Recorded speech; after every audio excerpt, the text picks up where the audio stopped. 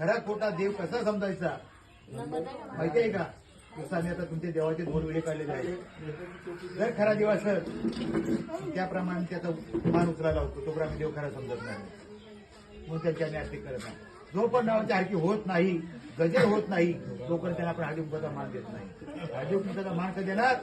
त्याचं गोड झाल्यानंतर, काय चौरम आपलं झाल्यानंतर तू वारं देणार नाही. खोटं असं दादा द्या काय म्हणा हा मेंढा मारू ना, कुठे म्हणा हा मेंढा मारू ना, ऐशी कल्पना आहे पिठेल म्हणाची भक्ती भावाने निवेद ताटे केला आंबेला. म्हणा हा मेंढा काय मनापासून अंतःकरणापासून तुझी सेवा केली आहे. भोळ्या भक्तांनी पुरणपोळीचा, भाजी भाकरीचा, दही भाताचा निवेद आहे ते अर्पण करून घे. पण हा मेंढा म्हणजे भक्तांना नमस्कार बोला. बोल नाव सांग मला. तुझं नाव सांग जोरात. माझे नाव दक्ष. पूर्ण नाव. माझे नाव दक्ष संतोष टांगे. तुझं रे बाळा राहणार गाव कुठला? भावे. बरं हा गोंधळ आहे सहकुशीने बसा का जबरदस्तीने? सहकुशीने ना का जबरदस्तीने? बरं हा गोंधळ कोणाचा आहे?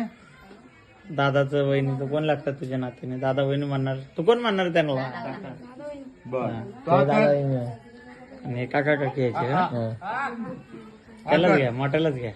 अरे ऐक ऐक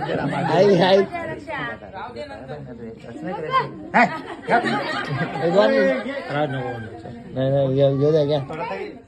थोडा ठेवायचंय फक्त रे.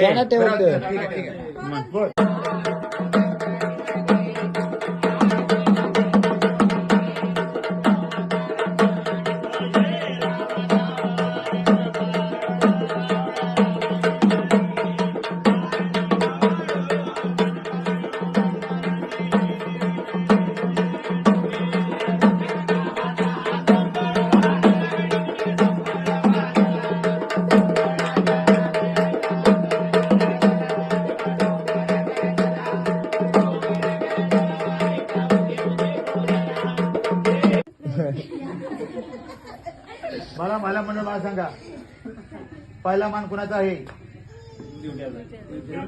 अहो काय ड्युट्याचा सांगताय? अहो पहिला मान हळदीचा आहे. हळद लागल्याशिवाय कुठलंही शुभ कार्य होत नाही. लग्नाच्या आत काय लावली? मग पहिला मान कुणाचा? म्हणून पहिला मान हळदीचा आहे. लावली का हळद? दुसरा मान कुठला आहे? कुंकू हे लक्ष्मीचं शेंदूर आहे, सौभाग्याचं ते लेणं आहे. म्हणून दुसरा मान कुंकवाचा आहे. तिसरा मान आहे तो अबीर आहे. अबीर कुणाचा आहे? साधू संतांचा.